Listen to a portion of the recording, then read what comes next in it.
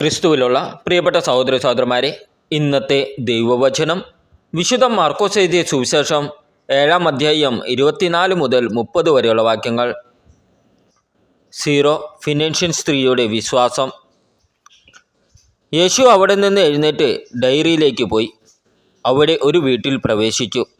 തന്നെ ആരും തിരിച്ചറിയാതിരിക്കണമെന്ന് അവൻ ആഗ്രഹിച്ചു. എങ്കിലും അവന് മറഞ്ഞിരിക്കാൻ കഴിഞ്ഞില്ല. ഒരു സ്ത്രീ യേശുവിനെക്കുറിച്ച് കേട്ട് അവിടെ എത്തി. അവൾക്ക് അശുദ്ധാത്മാവ് ബാധിച്ച ഒരു കൊച്ചുമകൾ ഉണ്ടായിരുന്നു. ആ സ്ത്രീ വന്ന് യേശുവിൻ്റെ കാൽക്കൽ വീണു. അവൾ ഫിനീഷ്യൻ വംശത്തിൽപ്പെട്ട ഒരു ഗ്രീക്കുകാരിയായിരുന്നു. തൻ്റെ മകളിൽ നിന്ന് പിശാചിനെ ബഹിഷ്കരിക്കണമെന്ന് അവൾ യേശുവിനോട് അപേക്ഷിച്ചു. യേശു പ്രതിവചിച്ചു, ആദ്യം മക്കൾ ഭക്ഷിച്ച് തൃപ്തരാകട്ടെ. മക്കളുടെ അപ്പം എടുത്ത് നായ്ക്കൾക്ക് എറിഞ്ഞു കൊടുക്കുന്നത് നന്നല്ല. അവൾ മറുപടി പറഞ്ഞു, കർത്താവേ, അതു ശരിയാണ്.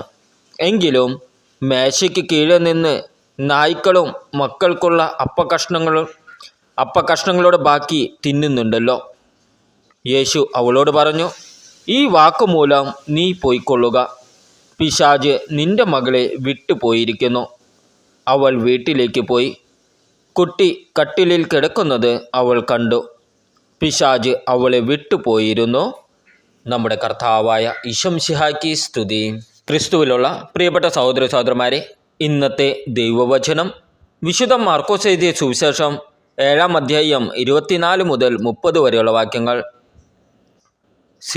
ഫിനീഷ്യൻ സ്ത്രീയുടെ വിശ്വാസം. യേശു അവിടെ നിന്ന് എഴുന്നേറ്റ് ഡയറിയിലേക്ക് പോയി. അവിടെ ഒരു വീട്ടിൽ പ്രവേശിച്ചു.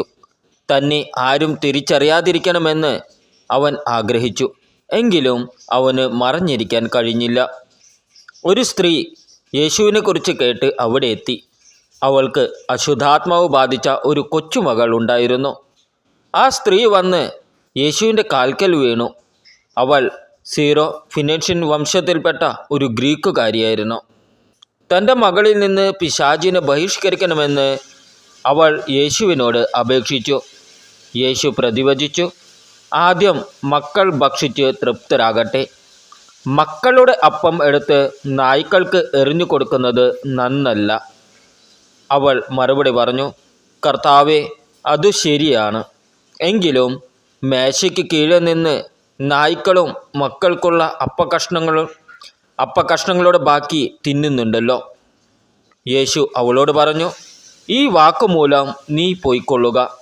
പിശാച് നിന്റെ മകളെ വിട്ടുപോയിരിക്കുന്നു. അവൾ വീട്ടിലേക്ക് പോയി. കുട്ടി കട്ടിലിൽ കിടക്കുന്നത് അവൾ കണ്ടു. പിശാച് അവളെ വിട്ടുപോയിരുന്നു. നമ്മുടെ കർത്താവായ ഈശോമിശിഹായ്ക്ക് സ്തുതി.